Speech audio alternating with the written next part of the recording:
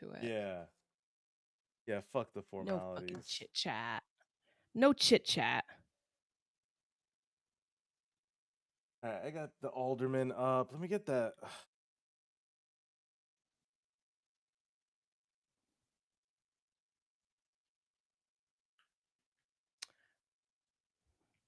Let me know when you're live on Twitch and I can I think I am already. Oh, there we go. Yeah. There we are.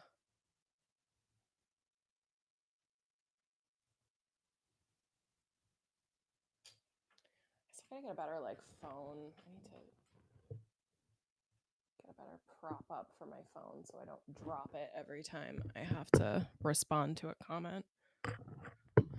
Oh, true. Yeah, you're really good at like. I should find a better way to catch the comments. Good at catching. I'm trying to like find a balance because I also get super distracted reading the TikTok. I get distracted by the comments and then I lose my train of thought. So I look at the comments while you're talking. Uh, All right, I'm live on TikTok too. all right. Hey y'all. Hey y'all. Trying to get you set up here. Arya. Oh god, I know. I turned. hearing my own voice and feedback is like the nightmare of my soul. I feel it. I am my own sleep paralysis demon.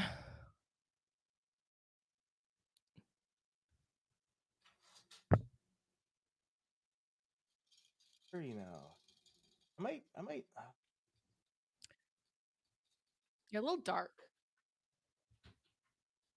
Oh.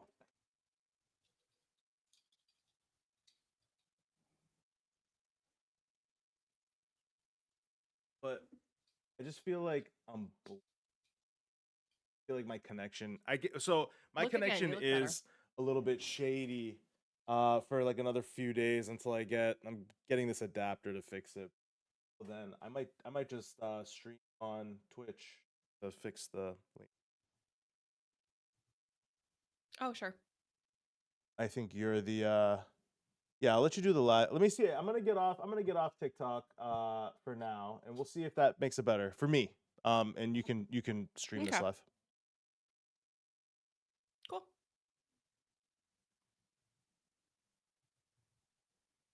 All right. I don't know Cool. why it feels weird to be alone in the TikTok now. Can you hear me still? Yeah, I can. So Can you hear me? Yeah. yeah, I can hear you. Feels, So what's feels up? weird to be in the TikTok without you now. I know. Oh my god. Dude, I just like got my world rocked this morning. I had a massage that like I went to another planet. So I'm like very chill, but I feel like this is gonna I think I'm gonna bring a lot of like righteous anger today, but from a very chill zen place. So that's where I'm showing up. Hey, we like Uh that. yeah. How are you doing? I'm good. I mean, as good as could be, I guess, with the kind of the news that's upcoming and um the news that kind of happened in Nashua. But before we do that, I wanted you to talk about like how yesterday went. And even before we do that, I want to find out why I can't see our shared screen. Oh, okay, hold on. Yeah, tell me about your podcast yesterday. Yes, I had a live podcast last night at Auspicious, and it was the third time that we've done it. Every time, I told you this before, every time before I like feel like it's like I'm a sixth grader having a birthday party and I'm afraid nobody's gonna come. And so now we've done it three times and people come every time. So I am starting to get beyond that, I think. Which means I'm able to actually like sit in the goodness that's happening, right? And so last night we probably had about 50 people show up, and we do this live podcast at Auspicious Brew in Dover, and the goal of that podcast is really around like community engagement and getting people to helping people find different ways to connect with their communities. My friend and I, one of my mom friends and I, started it back in January when I was really just starting to like dip my toe into any of this like activism stuff, and I didn't know a soul. I didn't know anybody who was doing it.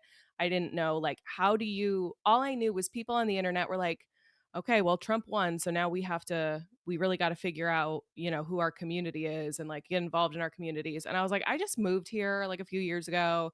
I had a 2-year-old at the time. I was like, "I don't know what the fuck that means." And so we're like, "Let's just do a podcast about like us figuring all this stuff out." So, um, this is a lot of backstory, but basically I love we it. I've never spent heard this the backstory winter. actually, so this is nice Oh, for me really? too. It's Yeah. educating me. No, I love it. Yeah, so we kicked it off in like December, January, and we spent kind of the winter, spring, and summer doing these interviews with kind of whoever would talk to us. We invited like the coolest kind of activists that we had heard about through circles. And then, folks started referring us to other people, and we were pulling these people in to talk about all the different work that was happening. And I was the type of person that, like, the extent of my activism was like going to the big protests and like resharing infographics on Instagram. You know what I mean? And so learning how much work was already happening was like a game changer for me, and it kind of opened my mind to like all the good stuff that's already happening in our communities. And so I think a lot of times when we are like alone behind our computer screens or our phone screens, we can feel like I'm the only one that cares. I'm the only one that's paying attention to what's happening. But when you actually like get out into the world and start like tapping into these communities, you see how much is already being done and how many people are like really have incredible expertise in their fields. And it's been just an incredible learning experience for us. And then, after by the summer, like things were picking up with the podcast, things were kind of picking up on my social media, and there was a lot of energy around like, let's do something in person. And so we had always talked about like, maybe we'll do like a little small intimate live podcast show at like somewhere like auspicious, like, because it's a very cool little venue, it's small, it's intimate. um and like now we're at the point where we're packing it, right? People show last night, like John Kuiper and Karishma came in like at the very end, and I was like, "Guys, I don't have chairs for you. Like I can't put any more chairs in this space, otherwise we're going to get the fire code's going to the we're going to get in trouble." So, it's been very very cool to see kind of this little community start building around it. We've got a nice like base of people who come almost every time, and then we have people bringing new friends. And like last night I was just so struck by like how much energy people had that they were bringing into that room. And I had asked people ahead of time. I was like, look, we're all talking about Snap right now, we're all thinking about Snap. Like, I'm trying to think about what I can do. I'm still very new to having this like platform, and I'm trying to use it the best I can. And so I'm like, bring me ideas of how I can help, how I can support what you're doing. And like I just had so many good conversations with people that are just doing incredible work. People are so creative and like are coming up with really interesting ways to support and feed their communities right now. And it was cool to see all these different people that like knew each other from different spaces as well. So we're like bringing in all these different folks from like the internet, or from from people who had followed us on the podcast, and people we know in real life. And it's just been really cool to see the community come together. Oh my gosh, Bridget is here too. I finally met Bridget last night, which was amazing. And like Bridget is one of those people who just like came up with some, and I won't I Bridget, let me know if I can share the specifics. I don't want to blow up your spot, but like she had just a really amazing, like fully baked idea of like, here's something that I can do leveraging the resources in my personal life. And yeah, so Bridget's like, I work with all these rich people. I know all these rich people. They trust me. I'm going to put them all on a mailing list and put together a newsletter about all about Snap and like how they can support, and use that as an in to start like basically just sending these people I know and that trust me a newsletter about action they can take. And I'm just like, hell yeah, like we should all be doing that, like combing through our personal connections, thinking about who we can activate in our own lives. So, and then there was just so many different groups of people like talking to each other who knew each other from different spaces. And there's people who are already hosting events and we're kind of coming up with different ideas. And like, it was just one of those things where I was like, oh shit, this is working. Like, this is like becoming a space that people can come and like connect with new people and like share ideas, and also just like socialize and be like it's a low ask, right? I'm just like, come here, sit, listen to us have a conversation, record a podcast. If you're an introvert and want to leave right after, go for it, totally fine. So yeah, all that to say, like it was super cool last night. We had a great time. I'm exhausted today. I like I can never sleep after them because, like, I just go through everything weird I might have said in my head throughout the night, and I'm just like, "Did I say something weird to Karishma Manzar last night?" Like, I get a little bit in my head about all the conversations I have with people, uh, but all that to say, that's my introversion coming out. But, it was an awesome show last night. So if you're in the area, if you're in the Dover area, we are gonna do these shows, uh, the last Tuesday of the month. We're gonna be at Auspicious, moving forward indefinitely as long as people are into it. And so that's kind of where we're at with that. We're gonna do our first show at a different location this coming weekend. We're gonna be in Manchester, on Sunday morning at 10 o'clock. The information's all in my TikTok bio if you're interested. And we're doing like a breakfast and crafting event with Queer Elective, and we're going to do a live podcast about like facing your fears and being and like doing things to put yourself out there, and how that can kind of benefit the community. So uh if you're in the Manchester area and free on Sunday morning, come hang out with us. And that's kind of my spiel. I think just the last thing I'll say about that is just like being together in person right now, I think is something that's like really special, and um it really like invigorates you. And so if you're in here, thank you so much for if you're watching, thank you for coming last night. I met so many people from TikTok, and I still like don't know what to say when people are like, "I follow you on TikTok." I'm like, "Ah." I don't know, it scares me a little bit. But so sorry if I was weird, but yeah, it was a really cool night. So I am like a little bit pooped, but in a really positive way. Positively pooped. I I love that, and I am very jealous that you got to meet Bridget because I was supposed to be there yesterday, and I had something come up, and I couldn't make it. And I tell everyone, the first time I really dipped my toes into I mean, the first physical step I took into like kind of local New Hampshire politics was into Auspicious Brewery. I mean, like before that, I was going to protests and stuff, right? I was doing kind of like the national thing. I was talking a lot about national issues. But for a while I had started picking up on like, hey, I want to fix my neighborhood. I want to fix like the pothole, right? The pothole story. And I that was the first time I crossed paths with people that I've been interacting with on TikTok and on Instagram. And at that point, there is something to be said when you share those physical spaces with people as opposed to just the digital spaces. I think it becomes real.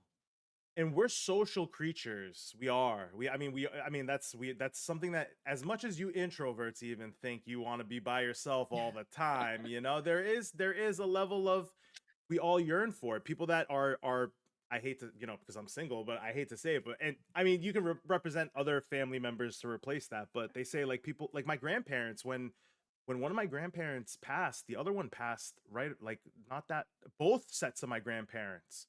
Like I couldn't even call it a fluke. And it was sudden. They were both sets were healthy and it happens, right? And like when Wow. I was younger, one passed, and I always think to myself like there is something to be said about this social nature of humans, and what COVID did to us was a great sign.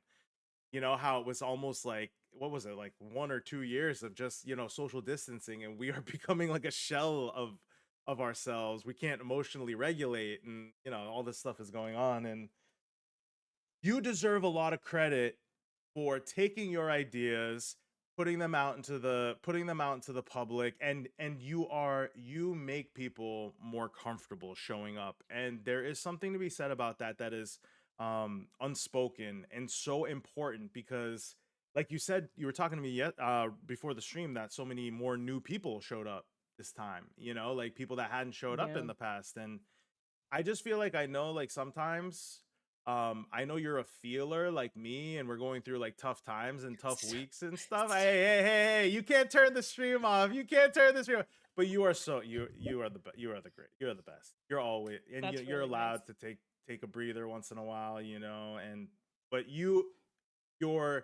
your presence is a present and so important for New Hampshire, right? And I just hope you know that even through your toughest times, I know it's not easy to watch the news. You are, I think you're a beacon for a lot of people. Well, it's very rude of you to do that at the top of the show, Aria, but thank you. That Bridget, get was on stream. You're next. cruel. Just kidding. Oh my god. No, thank you. It means a lot. I agree with you completely that like being together in person is like there is a power in that connection, and I felt that big time last night. Joe was there. Thank you, Joe, for coming. Like Joe's one of those people that makes me feel like comfortable showing up because I'm like Joe's going to be there. I was like, no one's gonna come to my party, but I bet Joe will be at my party. And like little things like that, like help. So like I really appreciate y'all support. Bridget, I appreciate you holding down the comments. And like I oh my god, I love you guys so much. So thank you all. It really is like it's been a really it's just a crazy, it's just been kind of a crazy like life experience kind of doing this, but I appreciate being on the ride with like so many compassionate people, and that's what like really just hit me like last night was like all these people like coming up and being like I have a plan or I want to do something or like giving me their card and with all these ideas, and like it just was like all right, these are the people that are going to like we're going to get through this shit, and like it's going to get harder and it's going to get darker, but like we're all going to be there for each other. And like I no longer feel that feeling of like we're all in our houses just doom scrolling. It's like, no, we're actually gonna make things better for each other. And oh my gosh, we got Sinahan in the Twitch chat. It's gonna be a good Wow. day. I feel good about this. Look at the Um pull. Look at the pull, getting people to show up on Twitch. I'll just mention for TikTok too is if you're watching on TikTok, we are on Twitch right now. You can find me on the same username over at Twitch. You can see me and Aria there. Aria, your connection still kind of looks the same to me if you want to go on TikTok as well, but Yeah, it's up to you. I'm gonna Um, actually I'm gonna get off. I'm gonna use TikTok on like my data and not my Wi.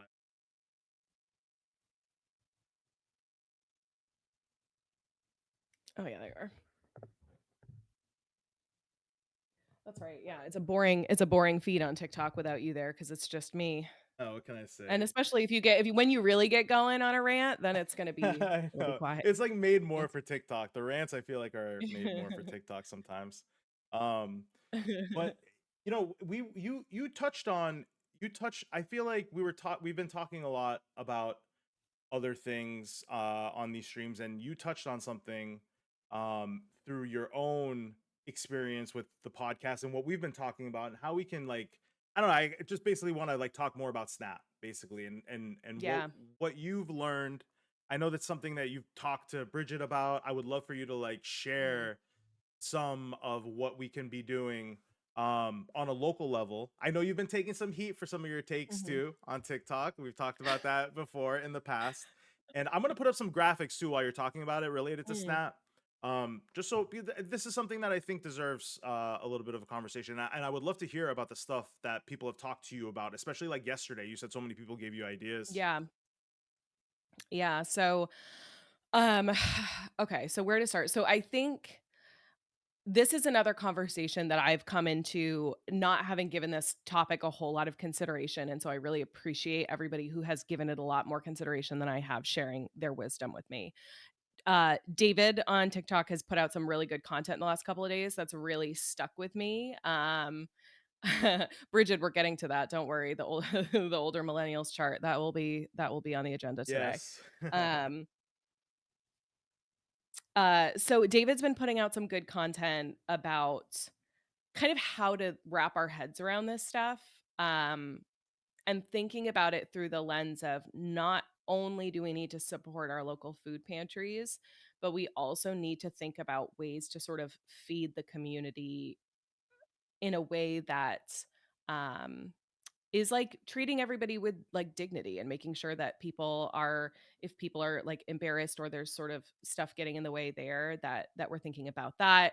And that a lot of other folks, I think Melody's been talking about this a lot, about like a lot of people don't have access to cars. A lot of folks who are on Snap are people who aren't able to drive. And so, not just thinking about it through this very literal place of like, we need to support the food pantries. I think that's like the first step. But then getting creative outside of that is going to be what's really important. So, like, couple of things. I'll come back to so yeah. Bridget was talking about basically putting together a newsletter of resources and information about how to support SNAP and about how to support people who are losing their SNAP benefits.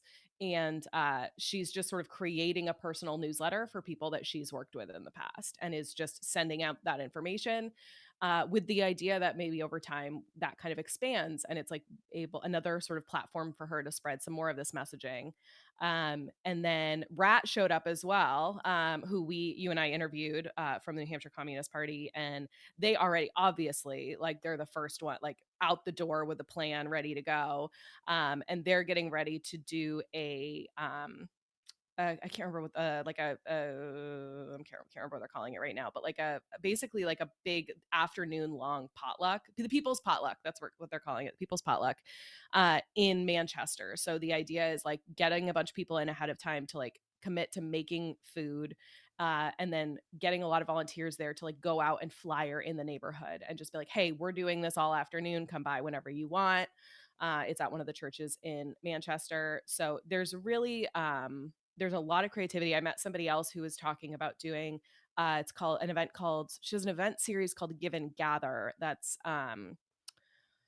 the idea is it's like a reciprocal gathering where people can do it's like a potluck style gathering that people can just come or they can bring something if they want to, and there's also like a wall where people can put a sticky note of something that they need or something that they can offer. So whether it's like I'm a massage therapist and I can offer this, or I can offer an hour of babysitting, and like people can just take what they need, or after the event she like puts it all into a spreadsheet and like passes things on. So people are just like starting to think really create not starting. People are already just thinking really creatively, and it's just really inspiring for somebody like me who's like coming in pretty new to this conversation. I'm like, okay, shit, there is a lot that can be done. I love David's idea that he was talking about yesterday about how do can you do events around kids, right? Because so many of the people that are on Snap are kids, and so can you have like a movie night somewhere and it's like, hey, everyone come watch Frozen 2 and we'll just have pizza. And so it's not an event that's like, hey, come pick up a basket in a way that might be somebody might not be comfortable doing that, or come pick up a bag of food or whatever, but just makes it kind of part of the gathering. And so a lot of people are thinking about like, how do we use this as a moment to just bring community together? And that's what I we're chatting about this a little bit earlier. I was like, I want to see all of us, whether they're sort of on the far left or like, and anybody who is in the same headspace of like, we all deserve human rights and we all deserve human dignity. I want to see all of us like rallying as much energy around this as we can right now, because it is the most, in my mind, like right now for our community, it's going to be the most urgent thing. Assuming this goes through, I still have sort of like a weird feeling in the back of my head that Trump's going to pull a like, I'm the hero of the day and change his mind at the last minute. But assuming this goes through, it's like, I would love to see it be all hands on deck where like all of these orgs are working together and using this as an opportunity to just do coalition building and work together, and have different orgs collaborating that wouldn't normally work together, have political campaigns collaborating on events, because this kind of stuff is hard and it's really resource heavy. And I even had a few moments last night where I was like getting overwhelmed, where I was like, oh my God, I can't do all these events. But that's a good problem to have, right? So there's a lot of work to be done. But there's also a lot of people willing to do that work. So I'm feeling very like energized about the creativity and the energy that people are bringing. Yeah, I mean, I think I mean, I don't know what else to say about the shame part of it. I feel like that is part of the strategy of the group that is um part of the strategy of removing the funding is the fact that people aren't going to make noise about it because there's shame involved here. Really, honestly, I think that's why we probably haven't heard as much, because there are forces on the internet in public that are like, you can't tell if they're real, but they're cheering it on, they're shaming people, they're whatever, and they're the minority, right? Like, because Republicans eat too, right? Like, this is like this thing where I know there's a chunk of people that are cheering everything the Republican Party does on, but it's at the detriment of the working class. And yes, the Republican Party is full of working class people, so it's going to affect everyone. Even though we're hoping, that again, we do have this hope that there's like this miracle bill or something or agreement that they do, but I think there is this even someone I try to be ultra aware of as much as I can, and even that shame part of it, it just slips my awareness until someone like David talks about it online, and then I'm just like, shit, this is going to be much hard, like, convincing people that this is not a handout, like at Mhm. what point as a society do we fundamentally change this idea that, like, feeding a child food is a fucking handout, right? And I feel like Mhm. this is one of the detriments of hypercapitalism. You are in hypercapitalism right now. You have to chunk out little, like pennies, right? Like Snap is pennies. When you think about what Snap provides too, it is a net positive for the economy. Every statistic out there says it's like a buck 50 for every dollar that you spend in Snap, you get a buck 50 in the economy because you're feeding people. When it's like, it's so crazy. I mean, the conversation of like fraud involved with food, like you're stacking steaks in your closet somewhere. You know what I'm saying? Like how stupid that's not. And even if it is steaks, it's this idea that, like you aren't dignified.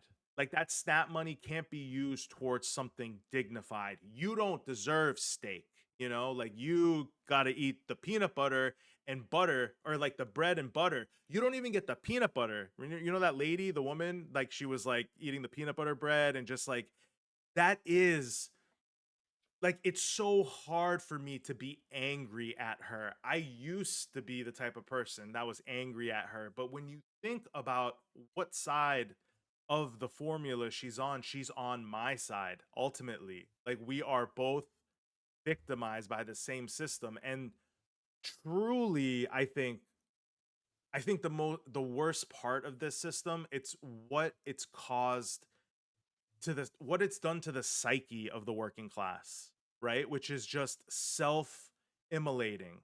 It's like this kind of self-hating, um, like my suffering makes me superior to your suffering. Like I've done the suffering, you need to do the suffering. That's the mindset. It's not, and you can see it in everything. You can see it in student loans, right? Like I paid off my student loans through working, but I would never in a million years fight against someone else's student loans to be covered. Are you fucking kidding me? Like I know what it's like to to pay. It's like that experience to most human beings in systems that are less individualistic, less capitalistic. Those feelings, the normal feeling there is you're supposed to want that for your fellow human. Like you're supposed to Yeah. want better for people than you ever got. That's what we want for our kids and like all that stuff, right? But like when it comes to strangers in this country, even when we tout it nonstop, our religious nature, our giving, our love, our charity, like even things, it's just like we talk about how selfless we are until it comes to feeding brown people, or the thought of feeding someone who is poorer than you. It's not like the person is richer than you and is taking advantage. It's you think the poorer person is the one that's taking advantage. And I feel like that is kind of the biggest, um, or the saddest thing that has come out of capitalism, really, is that people fighting their own interests, convincing themselves that fighting their own interests is what they're supposed to be doing. It's the moral position. Suffering is what they need to suffer, right? I think that's what they've Mhm. internalized, that like it's a moral attribute now, suffer. 100%. Like this it ties into kind of what we were talking about on Monday, and we were talking about the videos that we were both getting ripped apart for, and mine was about this. And I think what bothered me so much about those comments and why I just ended up turning off comments was because it was a pile on of that sentiment. It was exactly that sentiment of I suffered. Why should I help anybody else? Or I'm saving to protect my own family. I'm saving so I can feed my own family. Why should I take care of anybody else? And it really is part of this like just lie we've all been told about capitalism. And it's just another example of something that ties into this same bigger issue of like the American exceptionalist propaganda is like so seeped into us, where we're like, well, part of the reason I am such an accomplished person is because I fought so hard and because I had to pull myself up by my bootstraps. And I didn't, there were people in the comments that were like, I did all this and I never accepted any handouts, as if that gave them a gold star. And I think that that did used to be a more common sentiment. Um, and you talk about capitalism as like hyper capitalism right now. We're in end stage capitalism, and it kind of like comes back around uh, to these ideas and how like we're just eating our own tail at this point. The way we have people that are we are all in the same like we are different from the billionaires, right? Like, and we all need to be like together. They are in a different place than we are, and we all need to be looking out for each other, and we need a little bit more class solidarity. And I'm not talking about middle class. I'm talking about us versus them, because that really is what it is. And yeah, so we've all been like told these lies throughout this journey through capitalism into end stage capitalism. People are acting like things are exactly the same now. Well, I paid off my student loans, or I paid off my rent, or I did this, I did that. Okay, that was 50 years ago, 30 years ago, 20 years ago. We are in like an insane economic moment. It is nowhere even close to what you went through back then. And even if it was, like, these are just like lies we've been told, that like you can earn um that you are good or somehow better because you didn't accept handouts. And it does us all a disservice. It's similar to like we talk about the patriarchy a lot, right? And how like the patriarchy harms us all. It's like the same kind of thing, where this way of thinking harms all of us. It harms the people who are thinking that way, and it harms everybody else. And so we all, like, a lot of us are on this deprogramming journey of like deprogramming all of this like propaganda we've received over our lives of like American exceptionalism and why we're the best country in the world, and capitalism, the way we do it is great, and like anyone can achieve, like we're all kind of deprogramming from that, and some people are doing it slower than others, and I think that's challenging. Yeah, and Sinahan says it. I mean, she says you're 100% spot on. I agree. I mean, it's a scarcity. It's not about scarcity. It's about, and I said at the end of one of my videos too, is like it's about who gets saved. Like that's Mhm. ultimately what it's about. Like we do live in a welfare country. Let me remind you guys, right? And this might take some I might get some heat for this. Don't worry, it's not like that. But the US military is the biggest welfare jobs program in the world, on the planet. Everything involved with the military industrial complex is welfare, it's subsidization. We it is the definition of a jobs program, right? And then again, if you look at the corporate welfare system in this country, how much subsidies they get. Netflix pays less in income tax than I do. You know what I'm saying? Like it's pretty insane. And that's the part of it where it's like they're not mad at them. It's like these people are not mad at them. They're not the ones that are like, the McDonald's CEO, which I bring up all the time, makes 1,000 times the median salary of the front desk work, the cashier. 1,000 Mm. times. And I think that number has fluctuated since I learned that stat. I think it's since like the first shift supervisor now or something. Like it's some 1,000 times, and you wonder yourself, okay, that person does 1,000 times the work of that person? Fuck no, first of all. Second of all, that person, and I've looked this up, that person has never stepped foot into a kitchen, not a corporate kitchen in his life. That guy has been a lawyer and a consultant most of his life, CEO of McDonald's. His job is to convince his shareholders, if he removes like a quarter inch of the cheese off the double cheeseburger and gives them like 3 cents extra per share, that like it's a windfall for them, right? And then they'll cut 10% of the workforce because they got AI robots coming in. like in London and LA, there are McDonald's right now with no workers inside of them. The news isn't talking about that, right? I'm sure you haven't heard about that, but go look at, maybe I haven't heard about that I'll one. go look it up while the next time, you have your side here to talk about, but I'll bring up some of these articles where it's like these are the things they're not hiding, like I mean they are hiding. This news they are hiding because that news should be more terrifying to you than any other statistic that you've seen, they're replacing frontline, fast food workers without you even knowing, with full robots, right? Because again, robots don't call out, robots don't have family problems, robots don't, get sick. They don't need health care. They certainly don't talk back to you when you tell them to do something. You know what I'm saying? Like it's like all they're not human. Basically Mhm. everything, like everything they don't need paid leave.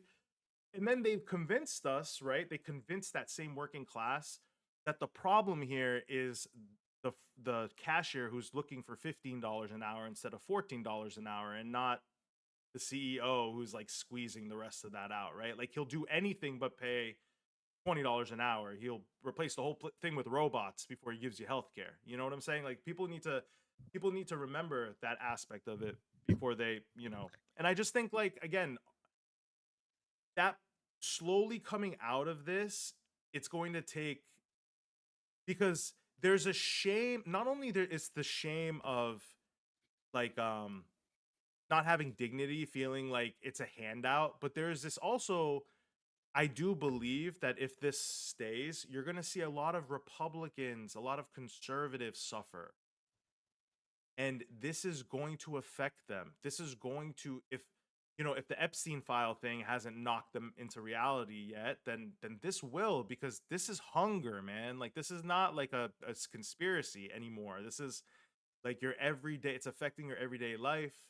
And we have to be, again, I know this might not be popular either, but we have to be willing to be patient with, we have to be willing, because we are better than that, right? Like that's the, we are different than them, right? And that's what I try to remind people when their rage takes over and they're like, listen, they voted for this, they deserve this. Well, what's the functional difference between the two of you then, right? Mhm. We want to get out of this, right? We want to get out of this Trump hellhole we're in, but what do we want to be when it's gone? Like this is, people don't ask that question enough. They never asked it in Iran, where my parents are from, when they got rid of the Shah, the king, who was not great to the people, but they didn't think about what was coming next. They didn't talk about what would come next, so they let even worse monsters in next because they forgot what it was about. And I feel like it's so important for us to hold our humanity, because who do we want to be when this is over? We know it's never going to be the Mhm. same, but who do we want to be when it's all said and done? We I want to be love better, that. I think. You know? I love that, like, we have to hold our humanity. I think that's so true. Like, I get really icked out by, like, the conversations online where people kind of make jokes or sort of, like, act a little bit better than, when it's like, "Oh, the Republicans are the ones that are, gonna be hungry." It's like, first of all, I think Bridget said it in the comments, like, their kids didn't vote for this. Like, what the fuck is wrong with you? Like, you're gloating about kids not having the access to food. Like, I'm not gonna cry 2 times in one stream, but, like, that's really, like, upset. Like, what's wrong with you? What's wrong with you? Don't say that. Like, we need to feed each other, right? Like, we need to take care of each other. This is human dignity. I also believe, you're talking about what comes after. Like, I think that what I've realized is that people's minds change really quickly. Like I don't get stuck anymore mentally in the idea of like, oh, we have to persuade all these people, because I think that that can sometimes happen quite quickly when circumstances change. Um, a couple of things I wanted to point out too, specifically I like the conversation about corporate welfare, and like when you talk about the McDonald's CEO making so much more than the folks working the front, it's like they're not more valuable, right? Like they're really not. When you really actually like look at what's happening at an executive level at these companies, is it worth 10 times more than the person working the cash register? Maybe. Maybe. And to say, like, 1,000 times more, it is brainwashing. I think it was Sinahan was saying that in the comments, is like, we have been brainwashed, and I was thinking about this just yesterday, is like, how do we get people to understand how truly undeserving these wealthy people are of this money? They have not we still have this common thread through sort of American thinking that, well, if you're rich, it's because you added so much value to society and you like created so many jobs and you did all these things. But the reality is it's the opposite. And so these people are like not adding any value to our society. They are actively, like, destroying it, and we are and they're being rewarded, handsomely for it. So, and then there was a couple other things from the comments. I think Katie was in the comments talking about how with Snap, people aren't talking a lot about, like, the ripple effects and how we see when we have programs in like Snap in place, it has huge ripple effects for the whole society, right? Because everybody there's lower crime rates and kids do better in school and all of these things are happening that are all connected together. So It's yeah, food. You it's know, food. it's like when you Yeah. break it down, like we can sit here, me and you can sit here because we care about this stuff, right? So we are banging ourselves with like facts, like all these relevant facts that the more every fact after the other hits you, and you're like, this is crazy. It can't get any crazier. It can't and then you learn that like you are literally the economy is making money when you are and it just that this is hypercapitalism. If you people do not understand what hypercapitalism is, this is the American oligarchs, the American tech bros have decided together with the Republican Party that it is more profitable to have you fuck off than to pay you a living wage for these companies that are currently helping the president build a fucking golden ballroom in the eastern wing of the White House. Okay. That's the Hunger Games world we're living in. And again, like, I don't have to convince liberals and leftists here. I feel like I am starting to, like, there is a level of, we are, you know, like the bomb is ticking. You know, the atomic clock? They talk about how like it Mhm. reaches midnight and like you're at like 11:59 Republicans, man. Like we are like this wave, like we're all staring at a tsunami wave coming at us. We're standing next to each other and I'm like, looking over to them like, were we gonna run yet? They're like, no, we're good. It's like it's like that. And I can see it. And the thing is when this happens, when the snap cuts happen and when all these things happen, it's going to happen so fast simultaneously behind each other. And that's why it's so important for us to talk about it now, right? Like talk about the way we are going to not react, but the other word for it. Like we're not reacting to proactive. We're not reactive to, right? Mhm. Because again, we need to know the truth, which is not liberals and leftists. There are going to be a lot of Republicans suffering from this, and there is a double shame existent there that is going to happen when they're like coming back out of the shell. And I feel like that's going to test our humanity. That's going to test our resolve. And I mean, I don't know what other sign Republicans can have about like the Hunger Games state of America right now, where it's like you have those two different Mhm. visuals of the ballroom, and then again, I know this is some people might be sick of me here talking about Graham Plattner. I've kept his name out of my mouth for 2 fucking days here. Bridget, I know, is a huge fan. She'll I'm probably done. have me listen to him. But if you needed a bigger sign as to what people are waking up to, if you are talking about a bigger dichotomy between the people of the country or these online leftists, which I never truly knew what that meant until I went through the Graham Plattner situation, because he's from here, man. Like he's like a part of he's a New Englander, right? So like the people that they're usually these online leftists are trashing are like Mamdani in New York or like Newsom in California. I'm very disconnected. I'm like, well, I don't know what's going on. But then when you see that disconnect, I'm not saying I support Graham Plattner before the people that are going to throw that in my face. I'm just saying the people of Maine are telling you how much that fucking news means to them.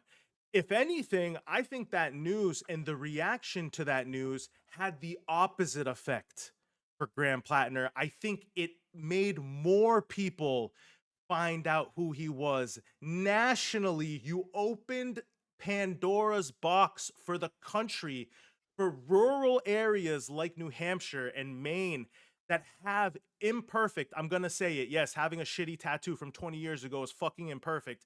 There should be plenty of evidence of him being a terrible person over 20 years over one piece of ink.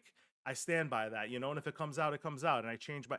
But if you needed a bigger, like, there's no bigger sign to how people who are suffering here think about how important that piece of news is. Now, if it's important for some, it's a red line for some people. I get it. I'm not arguing that, but I'm just saying that like there are red lines for people here, which is like starving, paying rent, like, Mhm. and if you have someone that is running the same exact platform as Graham Plattner, speaking the same way as him, and doesn't have the scary tattoo and the scary unknown past, take my fucking vote, man. Like that's all we Mhm. want. Dignity. And don't run from dignity because obviously they're trying to take it from us with stuff like this every day. I think, this actually speaks to kind of what I've been thinking a lot about, this, like, deprogramming idea, and this, like, we're kind of unwinding this narrative and the lies we've been told and the propaganda that we've been fed, and I think once that starts happening, the Democrat versus Republican framework that we've all been locked into for so long starts to crumble, and that's why people are scared. That's why people at the top are scared. And somebody like Graham Plattner is extreme, and Zoran Mimdani and all these folks that we talk about are very, very scary because they are clear messengers, that this reality we've all accepted, and that people on the right are currently saying that it's okay that we all are hungry. It's okay that people are hungry. Like, fuck them. It's okay that people are getting their electricity and heat turned off. Fuck them. Some people don't deserve it. And some people do deserve to be have 7 mansions. That's fine. Like, that's fine in some people's heads still. People like Graham Plattner doing what he is doing is helping break that illusion in people's head.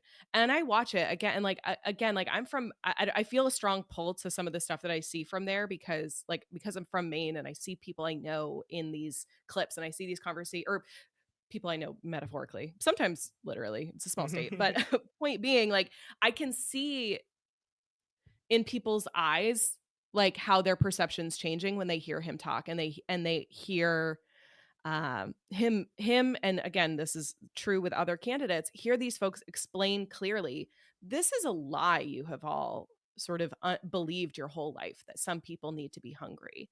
No one needs to be hungry in the United States. No one should be cold in the United States. No one should not have access to clean water. That is a complete lie that we have all accepted as Marisha, you're reality. you're muted on TikTok. Just letting you know. They're letting you know in the chat. Oh, It's all right. It's not too late. It's say I caught you. I caught you too early. I got you. that's weird. Can you guys wait? Can you guys hear me versus mute? I don't know why.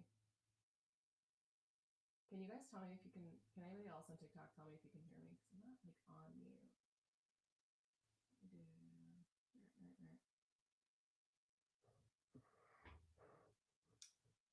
Right when I'm getting into a flow. Happen? I don't know. Am I back? Can you guys let me know on TikTok if I'm back? I don't know what happened there. I just Can you got my guys like hear tiny. Marissa? See how it is now? I'm not back. That's weird. All right, let me try. I'm gonna close this stream and pop back onto it on TikTok. I wonder if I connected to. Why don't you feel free to jump back in while I troubleshoot this if you want? But yeah, basically what I'm getting at is just like Mm-hmm. these people are very dangerous to the establishment because they are helping us like snap out of this lie that we've all been fed, that it's not possible to have all these things. So when we talk about a future Talking to that your mic. oh,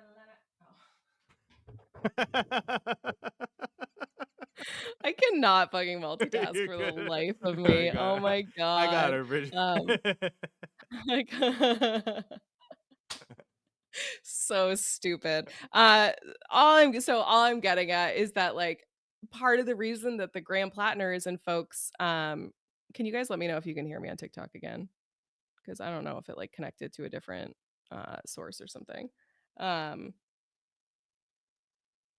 okay, Pat says I'm back. Thank you guys. Appreciate it. Um so yeah, I'm gonna put my mic back. All right, I'm back All too. that to say, all that to say, I think that when we talk about like what does the future after this Trump disaster look like we have to kind of all lock in on that, right? And like what we should accept and shouldn't accept. And like we should not accept. Oh yeah, Arya's gone. You got to get back in my TikTok, Arya. I'm here. Your dad's looking out. Thanks, Dad. It's so fun. That's beautiful. Cool. Guys, we're struggling today. All right. We're getting better at this, though. We're getting We way better. are like overall, we are. I'm just now like I'm hitting wrong buttons. Swipe left to close. Okay. So that's yeah. That's all kind of I'm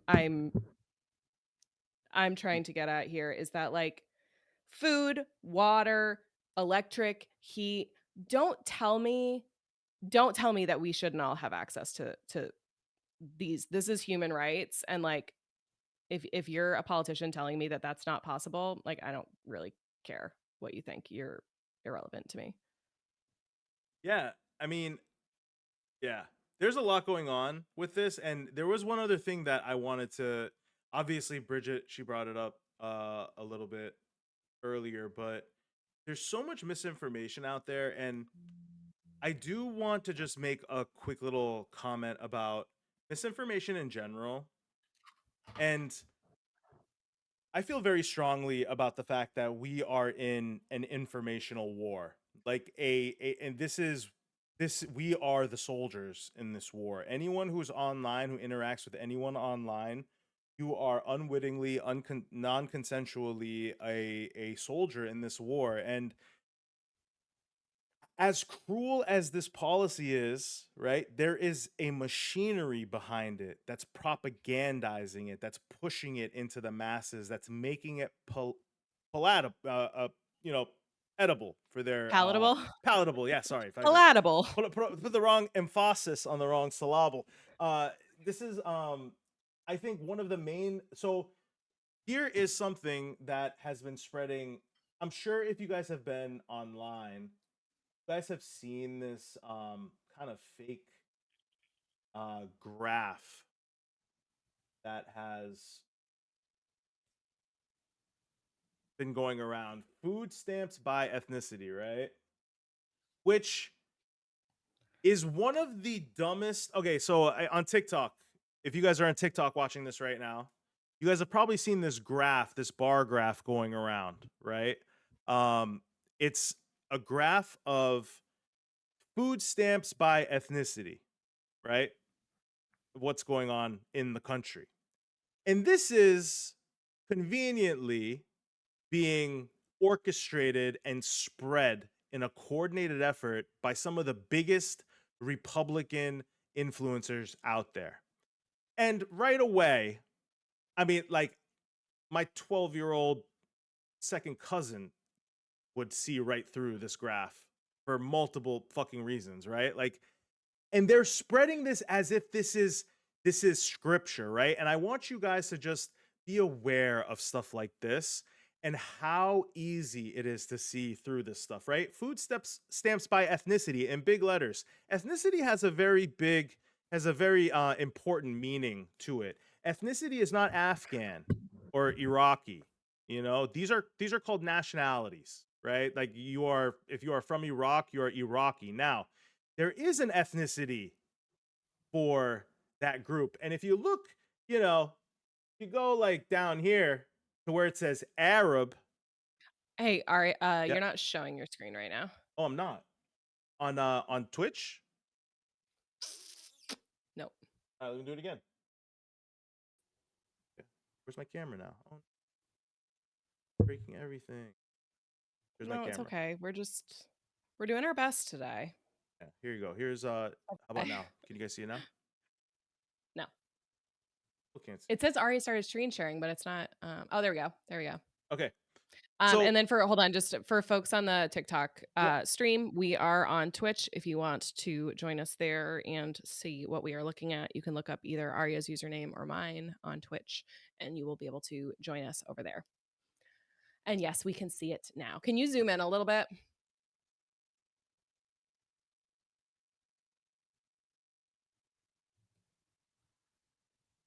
Well, Yeah, not. that's yeah, probably not actually. That's Okay. fine. So I'll read some of these. So like some of these, it's just so up top you have Afghan, Somali, Iraqi, Dominican, and then right after Dominican it says Caribbean. Caribbean is not an ethnicity. It's not even a nationality, friends. Like this is like a geography. It's a culture. It's just like a grouping. There are white Caribbeans, there are black Caribbeans, there are Indo Caribbeans, there's all kinds of Caribbeans. And Caribbeans include all the countries listed here. I'm gonna list you the countries that are individually listed here that are Caribbean. Dominican, Puerto Rican, or not Puerto Rican. Puerto Rican would be under American here. There's a white list here that has the American flag. That would go under there. Cuban, Haitian, Pacific Islander, Honduras. I mean, these are nationalities first and foremost. They're not all Caribbean, but these are nationalities. Secondly, if you go to the bottom, it says white and Italian. Two different listings, white and Italian. Now, what's even deeper than that? 45% of Afghans, right? Is saying it's 45% of Afghans in America that are getting food stamps. There are roughly 200,000 Afghans living in America. Why do we think there are 200,000 Afghans currently living in America? Well, we bombed the shit out of Afghanistan, as we did Iraq, as we did Somalia, all of those on the top. And then what's the next one? Dominican. You know, we didn't bomb them, but we sure did pillage them for their crops, their sugar cane, whatever that we took from them. And then again, Puerto Rican. That's us. You know, I know you guys don't like the fact that they're American, but those are Americans. They're actual, you know. Anyway, I could go on forever with this, but again, just to give you guys some numbers, Afghans are 200,000. So 45% of Afghans, that's around 100,000 people. That's 90,000 people. That's nothing, right? But 8.5% of the white population, that's 17 million people. 17 million. So this isn't a dog whistle, right? This is a fucking megaphone, dude. Like this isn't like this isn't like, hey, there's he uses and some creators use where I'm talking about. I say he, older millennial, for those I responded to older millennial and his, but he used the word import. We imported these people. That's Nazi language. That is great replacement language. That is another dog whistle that some of us who are in the game have heard many times. We hear it loud and clear. Again, this list makes no differentiation between someone who is like a sixth generation Afghan versus someone who maybe just moved over here because of the last conflict. It makes no differentiation here, right? So, and just to remind you, 90% of SNAP recipients are American born. This chart means fucking nothing. It means nothing because they're all American. 9 out of 10 are American, you know, American born. And the ones that aren't are usually like the next of kin of American borns, are are, people who are disabled, elderly people. It's just, again, it's food. It's not gold bars that they're stacking, frauding out here, the less than 1%, whatever is in people's heads. And I think this is the depth of propaganda where, again, I think I have a feeling, and again, I imagine the numbers are close in terms of political party and snap. Maybe one party takes more than the other in terms of, like, political affiliation, which doesn't matter, right? It's working class, but the idea here is that you are justifying starving your own electorate to your own electorate. Like, that's the propaganda game being Yeah. played here. You are actively, like, leading your people off a cliff. These are your people. These are like your voters, the ones that, like, believed you through 12, 10 years of your bullshit, like, and gave everything up for you.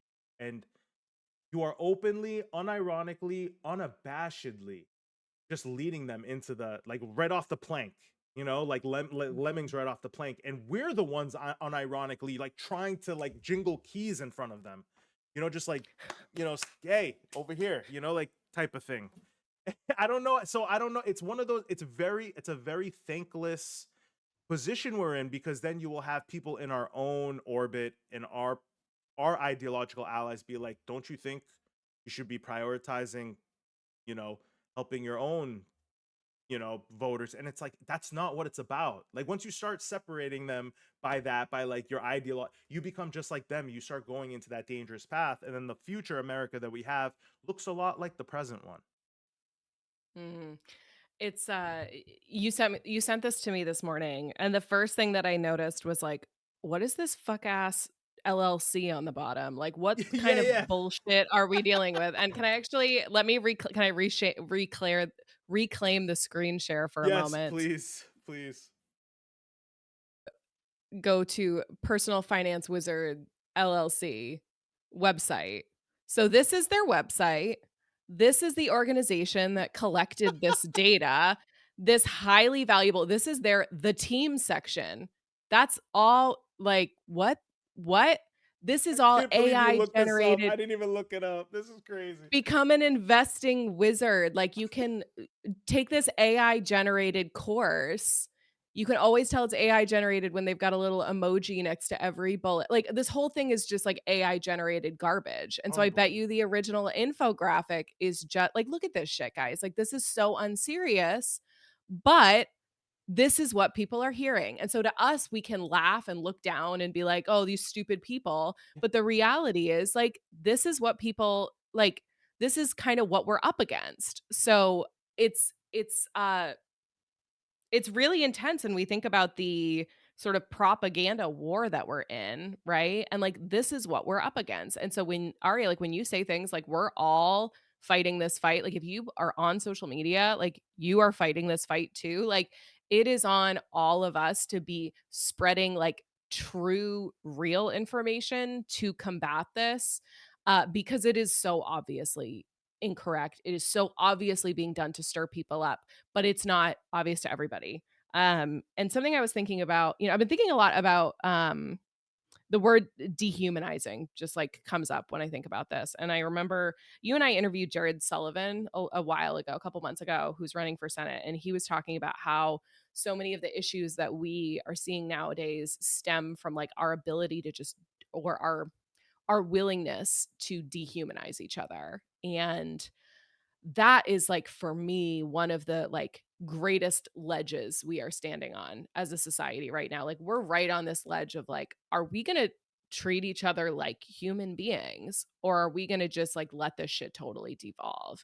Because this is, like, you see that kind of language that they're using there. I li that the post that you stitched today when he was what did you say? He was talking about, like, Yeah. importing people, and you just called that out as well, but, like, that I, like, had a physical reaction to that. Like, you're talking about human beings, and you are and you're saying that with your whole chest, and that's we are seeing those sinister narratives start taking hold and people sort of using that dehumanizing language, and so, like, we just have to push back forcefully when we see that stuff creeping in our personal lives, and, Yeah, no, tell Jared. It stuck with me. He was talking about how, like, so many of our Breeze in the comments about talking about Jared, but yeah, so many of our problems are rooted in this, and it's the same thing we're talking. It's true to the broader conversation about Snap as well, and people being like, well, they're Republicans, or even like, oh, they don't work hard enough. Like, all of this is just any attitude where we're willing to dehumanize somebody else, for me, is where it's like we've lost the plot. Like, you don't get to be in the right anymore in any way if you're dehumanizing each other. So yeah, that was crazy. I hadn't seen that one floating around. So you said a lot of influencers are sharing that as well. Yeah, So we're it's seeing like coordinated misinformation campaigns happening. absolutely. I mean, this it the this is spreading so hard right now that major news agency like Al Jazeera had to like I've never seen Al Jazeera do like an article, like a main article about like an American domestic thing. Like it was like a fact check article, right? And it like fact checked everything it was saying, and then I looked around and yeah, it's like all over Twitter, it's all over TikTok. And again, this is that guy was sharing it. It's got like 800,000 followers. The older millennial, that guy. Here's the thing I don't understand about TikTok, like and social media, and this is how you know how much we're up against. That these again, you everyone has to remember constantly that every one of the CEOs that owns these companies are also Trump people. Like these are like they are the oligarchs, right? That's why they wanted so badly to get Twitter at eight. Like, I mean, Elon Musk lost how much money on Twitter? It doesn't make a fucking difference to him. Like, right? Like Billions. he lost like 40 billion. It's like chump change. What we gave Argentina, right? It's like nothing to him. It's just crazy, right? Like when you think about it that way. Mhm. So Yeah. to them, to him, the long term, the long term profit that he's making off of Twitter is unimaginable, right? Because it is a megaphone. He bought a megaphone. The most broken human being on earth, probably. Like, he just his dad happened to be like slightly worse of a human being than he was. Like actually made his money from like emerald mines and shit. And he didn't do that to make the money. He just got the money. And then everyone thinks he's a genius because he invested in stuff, right? Like they think he builds the rockets. It's a fucking timeline that we live in, right? Like these people that are in breadlines are like, thank God Elon for building us rockets, right? Like it's so crazy. Um, but ultimately, this is the battleground. People think that like the wars are happening. People have no idea what's happening in the cyberspaces. I don't have any idea what's happening in the cyberspaces. I say this as someone who is does enough like hobby, research, but like that's where the soldiers, the American soldiers, it's not in the aircraft carriers. They are the hackers and the anti-hackers online that are fighting with the Russians and the North Koreans and the Chinese. And if you look, it's not conspiracy. You can look and I think who it was, the CIA or someone in America admit to the Chinese and how they were able to like infiltrate American like telecoms like very deeply. Like Mhm. could could spy on a majority of Americans. And they probably are, but if China can do that, think about what America's doing. China right now, right? There is, and all of our money is going into. So there are these things happening that we have no idea about, and I find it so stupid. That's why I think it's so stupid when we continuously spend $1 trillion on aircraft carriers and missiles, when like that's not where this war is happening. That's not. So we are unwitting soldiers in this war, right? And it's like whether or not we know it, and it's stuff like this stuff. It's stuff that's easy as that. And when you talk about dehumanization, it's always Jared is spot on. It's always the first step to genocide. Dehumanization is always step number one. And I'm not saying it always leads to genocide, but there is always dehumanization before genocide. I know Gaza is a great example of that because of how the media portrays Middle Easterners, portrays Gaza in general, and how Israel portrays Gaza. But even in places like Sudan, which we will talk about, maybe not today, but there's a lot coming out about Sudan now, and there was a big, like, almost like a media there was a worse media censorship on Sudan almost, but because there are forces involved there that you would have, like, Israel and the UAE, who are outwardly enemies when it comes to Gaza, right? Or UAE is pretending it's some type of mediation force, Gaza and Israel. Israel is giving weapons to the Sudanese through the UAE to commit the atrocities they're committing there. And I'm not gonna. Sudan is very complicated, so it probably needs a whole different, and it deserves its own time. But I think, Yeah, we wanna dig into that too. yeah, Yeah. but dehumanization in general is one of those threads that you will see from fascists, see from hard right wingers, authoritarians. Words like cockroaches. Cockroaches have historically been used throughout fascist dictatorships, because what do you think of when you think of cockroaches? I know Sinahan probably. I know it exists everywhere, but for Persians, I'm sure Middle Easterners very similar. There is Cockroaches are like the worst fucking thing on earth. There's nothing worse than a cockroach. Rats are more preferable than cockroaches. Cockroaches are the sign of the worst possible thing in existence. That has been a symbol of hatred. Like, you name your enemies roaches, cockroaches, because they scurry, because they don't die, because they're ugly. They're a sign of rot, right? They're symbolic. Everything's symbolic. All kinds of dog whistles are symbolic like that. I say this a lot, but, like, I do feel like this is and this might be again like blind optimism moments with Marissa, but my hope is that like this is like squeezing the pus out of society. Like this is the can't remember the phrase, but it's like this is the pendulum kind of swinging back on the as a reaction to the DEI pushes of the last 5 years and the progress we've made on like racial justice and progress we've made on diversity. Like this is a direct reaction to that. It's a reaction to the Obama presidency. Like and it's all that and this is a reaction. It's the I'm not the most educated person to talk about this, but like this is a reaction to like the racism that's been like the undercurrent of our culture since that it was built on, right? Like this country was built on slavery and oppression and like all of this shit is now like coming to the surface because a couple of years ago we were like a lot of us were like, we're past it. A lot of us ignorant white people were like, we're past it. Yay, racism is over. But the reality is it was just being pushed further underground and now it's coming back up, right? And I think now it's up to us to be like, okay, how do we deal with this resurgence? And it's very overwhelming. And again, I know my own place in this is as a white person, but like it's I feel for everybody who's having to deal with the repercussions of this and seeing I can't imagine how it feels to kind of make that whiplash transition from like 2024 to then like suddenly Trump becomes president and it's like there's no rules again, right? Like let's just fire all of the DEI executives we've hired over the last few like corporate America immediately stops pretending to give a shit. Higher ed immediately stops pretending to give a shit.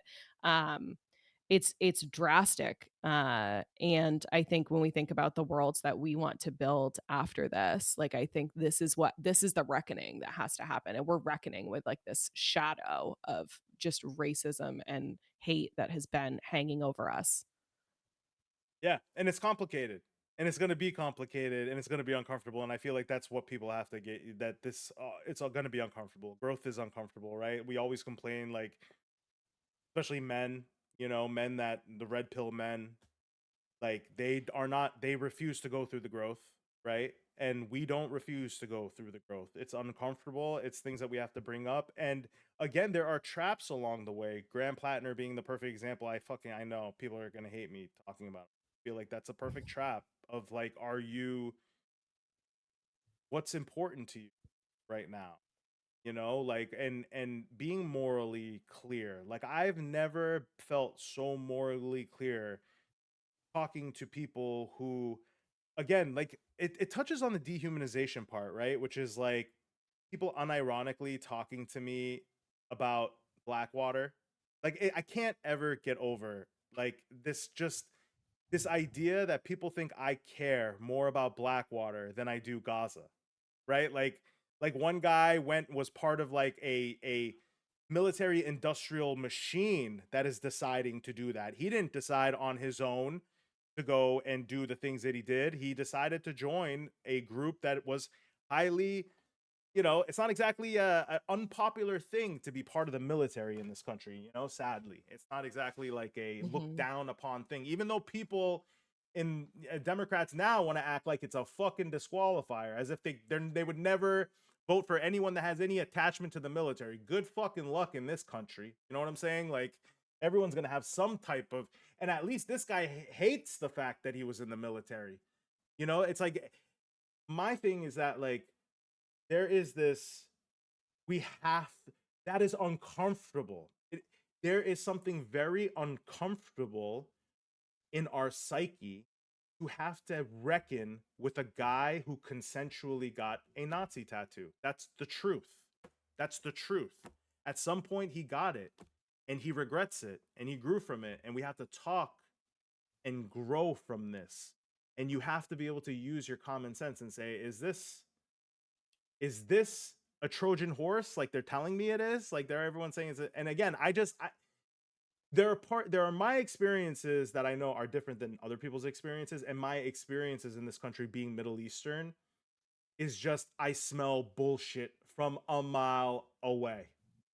There are legitimate concerns about Grand Platinum, but I can sniff the bullshit one from a mile away. Like, don't stick Blackwater in my face. Like, Middle Easterners will tell you, I almost will guarantee you, you ask Middle Easterners in this country what they prefer, the genocide of Gazans versus the possibility that this guy may have individually killed someone, which is, we don't even know for sure. We don't even know if he's, has had any individual.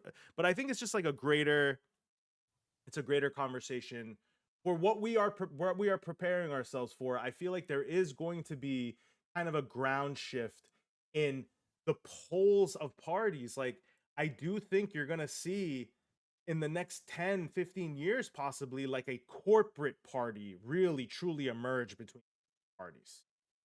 Like a Mhm. corporo fascistic party that is just, again, interested in the stock market and beating you into submission. That's it. Those are going to be the two That's things. an That's an interesting, that's an interesting thought experiment because, like, we really do see these, like, corporate bootlickers on both sides as well. Like, there are people on the left and people on the right who are, like, carrying water for these corporations, and, uh, it'll be interesting It'll be interesting to see how that plays out as, like, class consciousness starts picking up. I do feel like we're in a moment where class consciousness is starting to take hold in a way that it hasn't before, and, uh, I am optimistic that that will provide a big shift in how our, like, two-party system operates because it's gonna have to I think we are headed towards a Tea Party moment in the left. I've been saying that for a long time. I think we are, like, we are perfectly positioned for our Tea Party moment,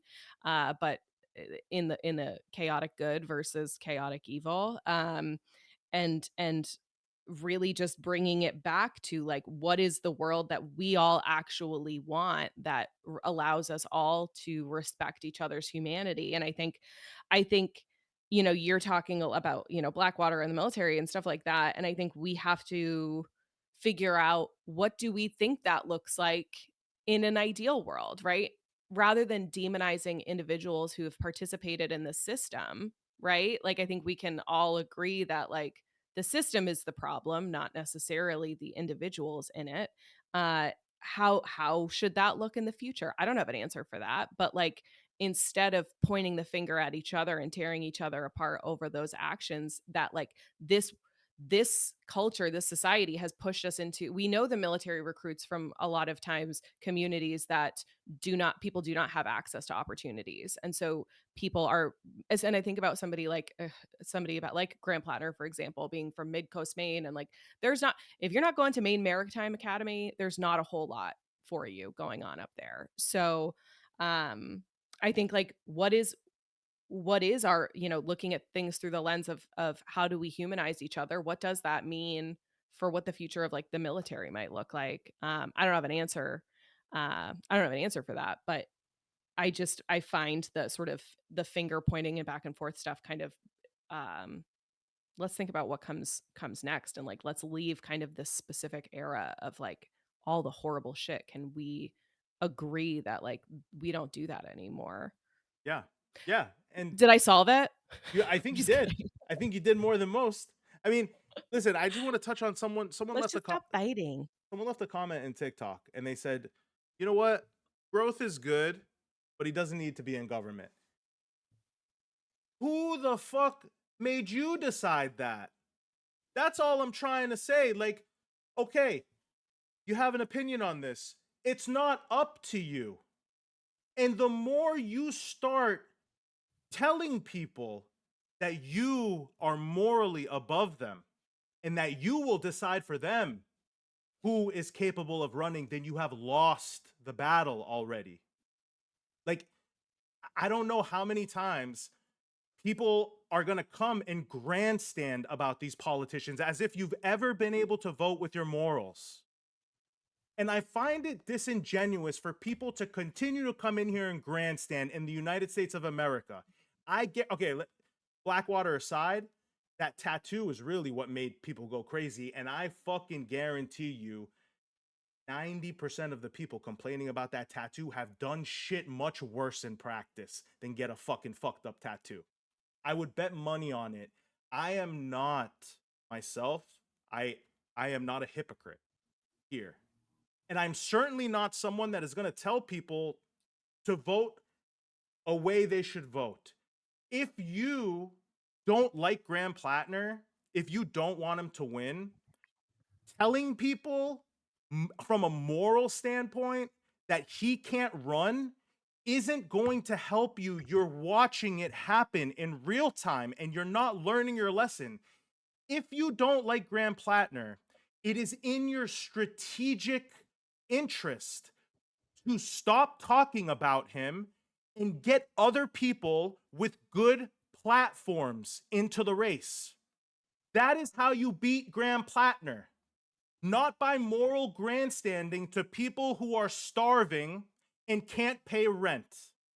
I don't know in what type of English I need to tell y'all that are living in other parts of the country, but Maine is not listening to you. They're not listening to you. It's not me that's not listening to you. Maine is not listening to you. And I'm telling you, you tried the same shit in 2024. We have a literal fascist in office now, a literal fascist, because you guys fear mongered the entire country. You couldn't convince them, excite them to come to the polls to vote for you. You fear mongered fascists. The fascist came, and you're still fear mongering fascists now. Who, from a take the morality out of it. Take the morality out of it. Don't you want to win? Do you not want to win? Are you not interested in winning? I don't understand. This makes me think that we are being paid. We are being paid to fucking to lose. We are being paid to lose. Uh, w Pat is in the comments and brought up a situation. It's funny. It's like we got the fascists, right? We're dealing with the fascists, not even just in the White House, but on the left, right? So I'm just gonna share my screen. Pat was bringing up this story where 5 people were arrested during a protest at Chris Pappas' offices in Dover. This was in 2024, just for context. Peaceful protest in Chris Pappas' office in Dover. Uh, they called the cops on a group of literally 5 people. I don't know if it says it in this article. I'm looking for the details, but it was I believe in this group there was a pregnant person, several elderly people, and if I'm not mistaken, a person in a wheelchair. And these threatening this threatening group of people was Congressman Pappas had them arrested. And so these are uh this person, yeah, I remember vaguely hearing about this when it happened, but again, like, bad on me. I was not paying as close attention as I am right now, but this kind of stuff, like, we have accepted fascism with the Democrats too. Like, we've accepted this is not how, again, this is not how we treat each other, right? Like, this is not the social contract that we all think we've agreed to of we're allowed to peacefully protest. Like, to the fact that we're just arresting people for showing up. So Pappas is not on TikTok, I think probably because he knows he is mostly just He getting just ripped. joined. I just saw his account. Oh shit, really? Yeah, I just saw an account like not too long ago. I think he's on there now. Oh, Yeah, that's his gonna be so timing. fun. Literally, that, like, is what started my whole TikTok career is, like, Chris Pappas and how much I hate him. So, that's gonna be excellent. But yeah, it's like we really are seeing a moment where folks are reacting to uh the establishment Democrats and the difference we're seeing from these new candidates, and we're definitely in a moment of shift. Pat, he's about to regret that. It's true, yeah. Chris Pappas is going to regret joining.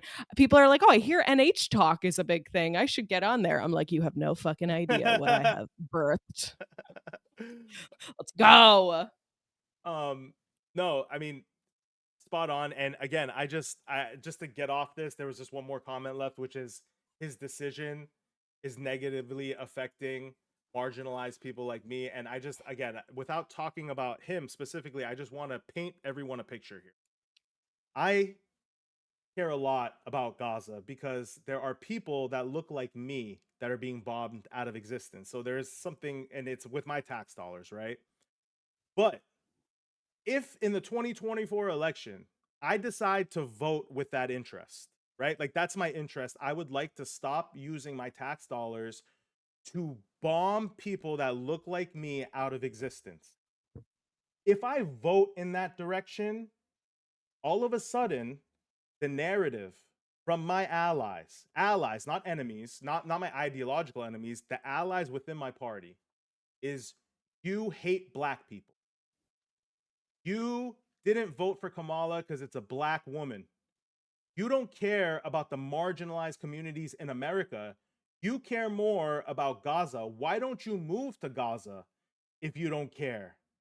The same people that when Trump wins, they're liberals posting on Twitter saying, you know what, I'm going to call DHS on my Republican Latino friends, see how they care about it. When we talk about what kind of country we want to see, what kind of world we want to see after this, it's not that. It's not that. Mhm. Marginalized people, there are a lot of them in this country. And there's a lot of intersectionalism here that apparently a lot of you are just now becoming aware of. The vote blue no matter who crowd is very upset about the idea that we might have a socialist, you know, person running. So again, remember the crowd that's speaking here, the one that are saying this is impossible. They're the vote blue no matter who crowd. And certain marginalized communities in this country, or at least in this party, seem to have a higher priority than others. My marginalized community currently has the appreciation of both parties to turn us into pink mist and to portray us as a bunch of turban wearing bearded men. You know, the people that care about women don't realize there are women living in Gaza. People that care about the animals don't realize animals are living in Gaza. It is one of those things where it is perpetually impossible to have a conversation and not be painted into a bucket. And I can't vote my own interests because then that means I am the worst human being on earth, right? So if I vote my interest this way, it's a white man defending a Nazi tattoo, et cetera, et cetera. It is a complicated spot. I'm not hating on the chatter. I am more explaining to the chatter that, listen, marginalized community, welcome to the club. You know, like there's a lot of us out here that is like, you know, that we're dealing with internal things. I'm not comparing my experience to African Americans in this country, obviously much different. But I am watching this dystopian world where we are making excuses for destroying over 90% of the buildings, the residences, like killing 35% of the human beings in an area where it is ecocide, it is femicide, it is genocide, it is every side that you can think of, every side that you love dropping in debates and sexy conversations that you have to make you feel morally justified. Every side with your silence has been happening in Gaza, but I'm supposed to care about other marginalized communities more than my own, right? Or like more than anyone else's, right? This is the ultimate conversation where these are the purity politics, where it's like I can't. There's no right way to go. You are gonna piss off a group of marginal or a group of your allies, regardless. I would say not even marginalized communities, but your allies are gonna get pissed off no matter what. Yeah, absolutely. I don't have anything else on that you wanna say, Aria, because I don't have a whole lot else No, that's to about add it. on that And I point. don't want the chatter feels like I just want to clear with the chat.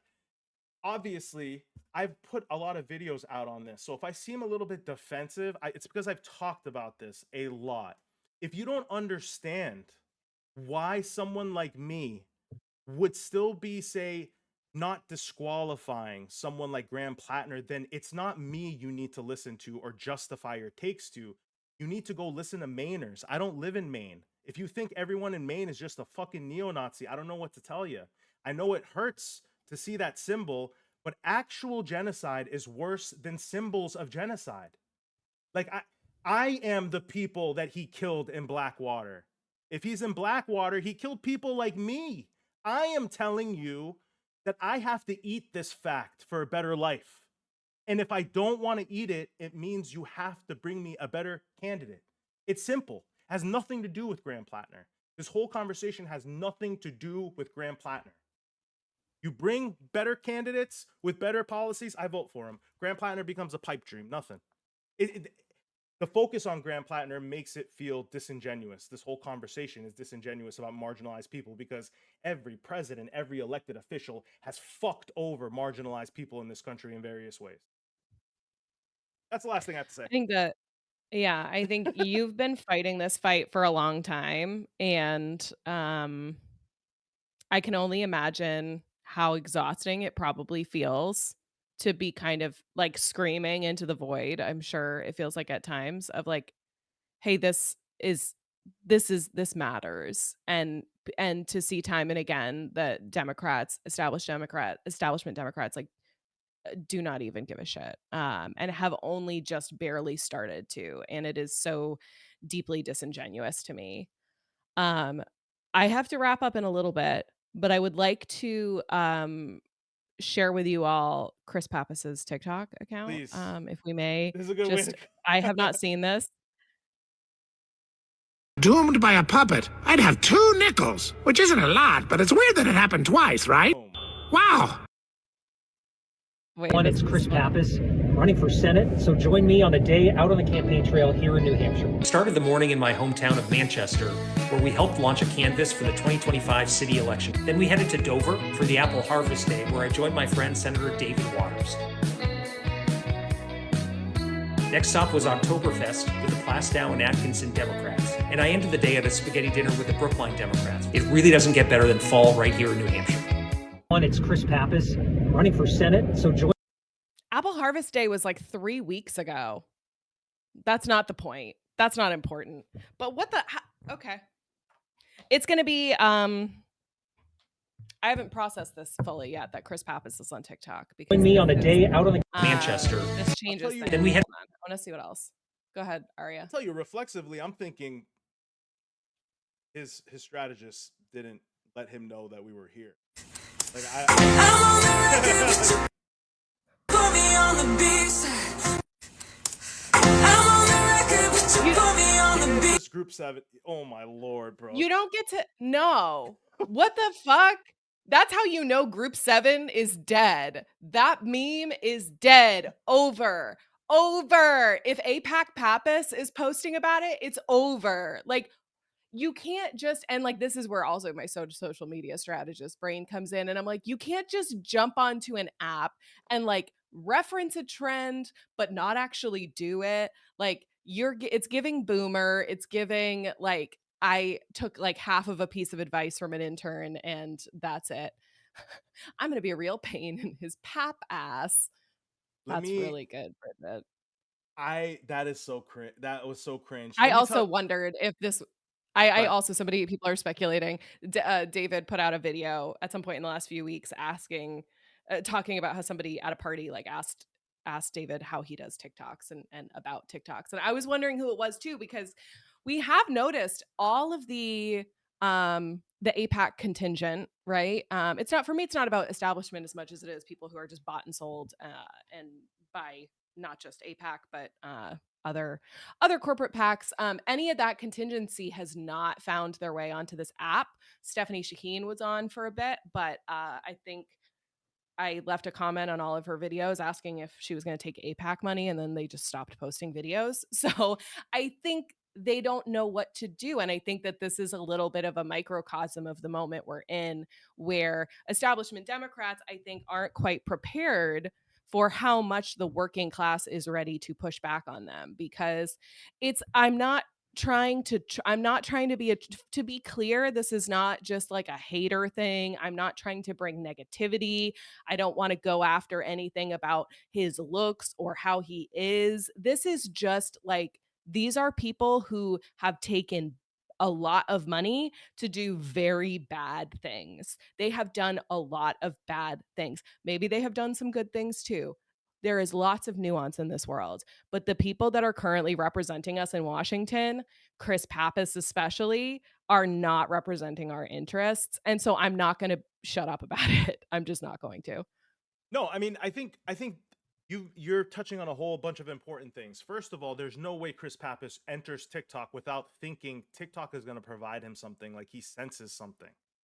The campaign senses something. Maybe it is that they're losing Gen Z, they're losing the young, because this is not a friendly this is still not a friendly place for establishment Democrats. TikTok is not like home field for them. Facebook is home field for the boomer establishment TikTok people. I mean, the Democrat people. TikTok, I would almost say, like, again, we've seen the mainstream Democratic Party kind of pivot away from the small towns and like the outreach and the rural voters and move towards like lobbyists and corporatists.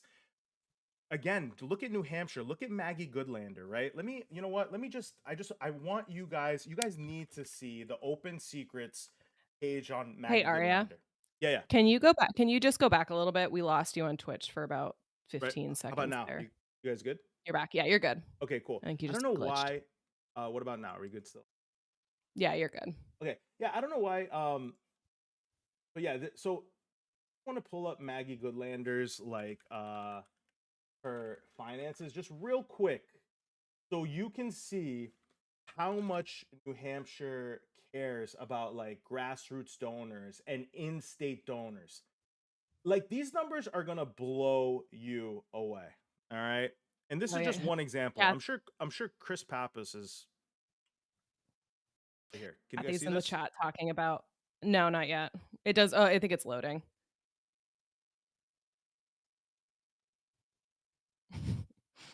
It's just a quick. Kathy's in the chat talking about Chris Pappas's town hall and how that was like such a turning point for people. Him saying, "What do you want us to do?" as if we hadn't given him ideas for 2+ hours was Unbelievable. infuriating. Yeah, that lit the fire under my ass. Like, literally, that town hall was what, like, it's done. I'm gonna. Yeah, that was it. Go ahead, Aria. Yeah, so can you guys see this? Yes. This is Maggie Goodlander, state rep in New Hampshire. Congress. Look at so this is like around $4.55 million that she raised 2023 to 2024. 0.08% not 0.1%, not 0.5%, not 1%.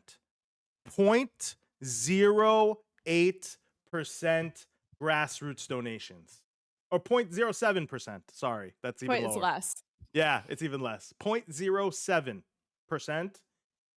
are grassroots contributions. What is that defined as? $200 or less. So the $5, $10 donators, the ones that are powering the Zoran Mamdani campaign. She's like, fuck y'all. Like, I don't She need didn't even pretend to no, care. Bow, New Hampshire? Please. Littleton? Like, get fuck out of here. Like, fuck all these places is what she's saying. And then that's one thing, right? There's one other statistic here that I want you guys to see. And that is okay, and so these are top individual contributors and PACs, which means that like there are individual employees that are working for these companies that are donating. APAC or as the PAC too. But you'll see individuals from Blackstone, for example, that are donating, individuals from Meta, Palantir, Oracle, the worst companies on earth. Something I learned, right? NORPAC. You guys see that right there? NORPAC. I didn't even know this. NORPAC is another APAC. It is literally an APAC with a different name. It has the same goal. It is a single issue PAC that deals with Israel-America relations. Now, something they'll love to tell you, conservatives and APAC supporters will say, well, no, this is not foreign. This is actually all from American citizens. True. The money donated to APAC is all from American citizens, but American citizens can have dual citizenship. Also, that PAC says in its charter it is for relations between Israel and America, not for Israeli Americans. It is specifically for Israel. It is a foreign lobbying corporation, PAC, no matter how they want to define it. The very last thing I want to show you guys here is the geography. Right? Where did her donations come from? 15% came from New Hampshire, 85% came from out of state. That's New Hampshire's 15. representatives. Now, 15%. That's crazy. 15%. Everybody needs to get more. Sorry, go ahead. No, hers is egregious. Maggie Goodlander's is egregious, but they're all along this line. They're crazy discrepancies like this. They have decided as a party that this outreach, this individual outreach, Chris Pappas' his answers there, Kathy, can be directly attributed to these charts. You're the $5 donator, Kathy. As am I. There's no shame in that. I don't exactly have a ton of money to throw around to these fucking billionaires and restaurant owners. You know what I'm saying? No offense, Sean. I know it's been tough for you, but you got my vote as of right now. If you're in here. But this is fucking egregious. You could literally plaster this everywhere, every day, and be like New Hampshire, carpetbagger. Just say that word, carpetbagger. The New Hampshire people love that word, carpetbagger. Carpetbagger. You could love to call Scott Brown a carpetbagger. This is carpetbagging right here, man.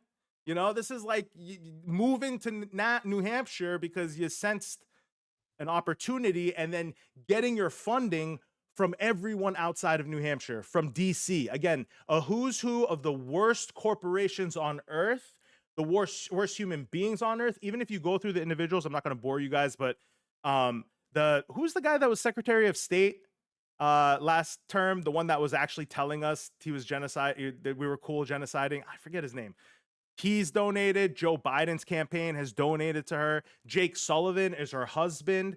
The NSA person in Joe Biden's, his administration, the botched Afghanistan withdrawal, that was his plan. So yeah, this is as uniparty as you can get here. Like this is a corporatist with a D in front of her name that has played herself as like some kind of New Hampshire, ground level politician. We all need to get more familiar with this website, first of all. Open Secrets is a great resource. And just in general, getting comfortable Googling around and trying to understand who's connected to who, where money is coming from, where money is going to. I know there's lots of this is my cancelable take is like ChatGPT is actually very helpful for this and trying to understand tying these together. I've gone very, as some of you guys know, I've gone very deep on some of these rabbit holes of how everything in New Hampshire politics, even on the left, especially on the left in Democrat circles, all ties together.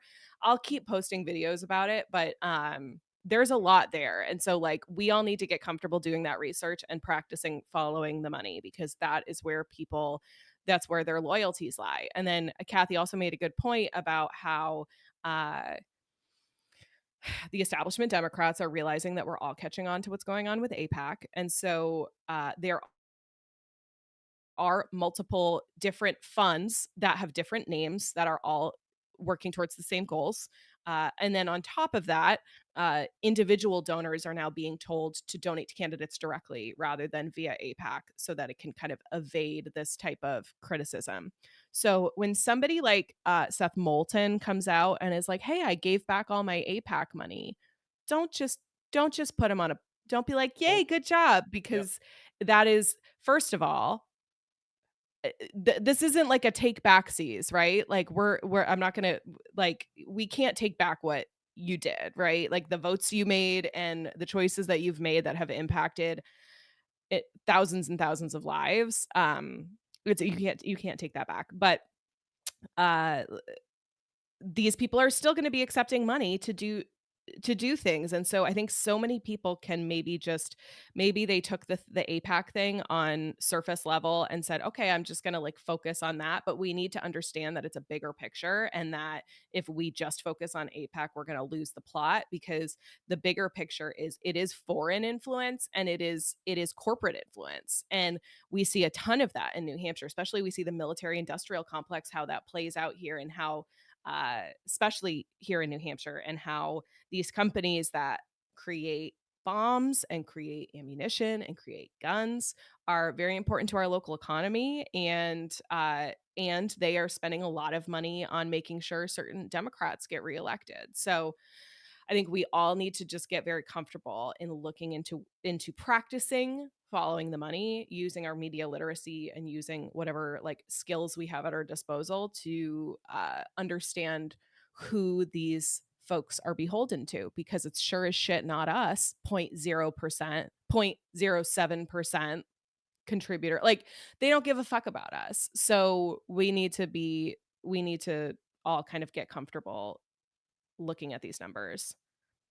Oh, yeah. I know you got to go, right? All I mean, right. I the Yeah, gotta go get paid. do your thing. I gotta Yeah, no, go I feel you. I just do my I job. wanna just But plug on Friday. We're gonna be streaming again. We're gonna talk about mhm. Sudan and hopefully talk about Nashua a little bit more about what happened in the vote here.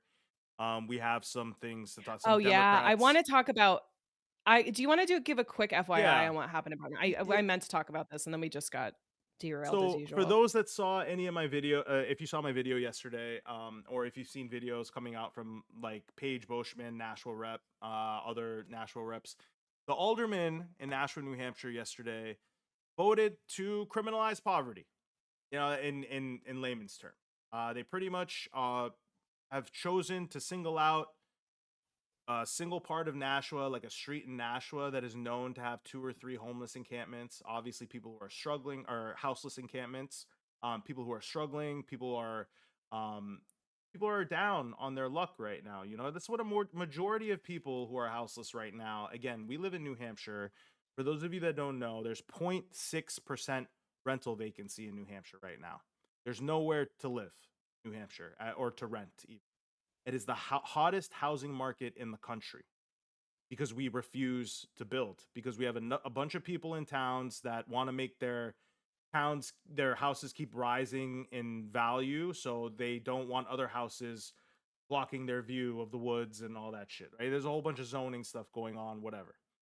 But people are struggling right now. And what the town of Nashua decided to do is to start issuing fines. And pretty much, you know, one of the Democrats correctly, you know, and it's kind of dehumanizing the way he says it, but like this is like Republicans doing like a dehumanizing leaf blowing. You know, it's like doesn't fix anything. It just blows the issue down the street, right? Which is like the next street is going to have this overwhelming issue, which is Our wages are stagnant. We have no rental tenant protections right now. We have the opposite. There is no fault eviction right now. I'm kind of worried about what I'm going to do at the end of my lease. There's nothing stopping. I live in Nashua. There is nothing stopping my apartment complex, which has new ownership too, by the way, which is very coincidental. All of a sudden has new ownership. There's nothing stopping them from on my next lease popping my rates up 20% and telling me to fuck off if I don't want to pay it. That's literally what no fault eviction is. When you put that in a state that already has no rental vacancy, you have criminalized poverty. That's pretty much what you've done.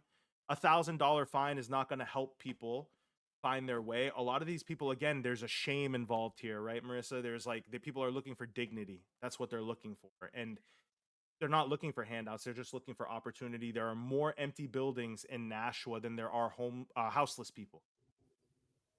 You know, period. Full stop.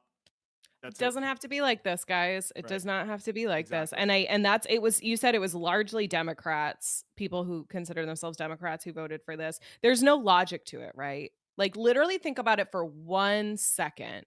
Somebody doesn't have a place to sleep, and so you are going to charge that you are going to fine them $1,000. What type of fucking insane end times are we living in?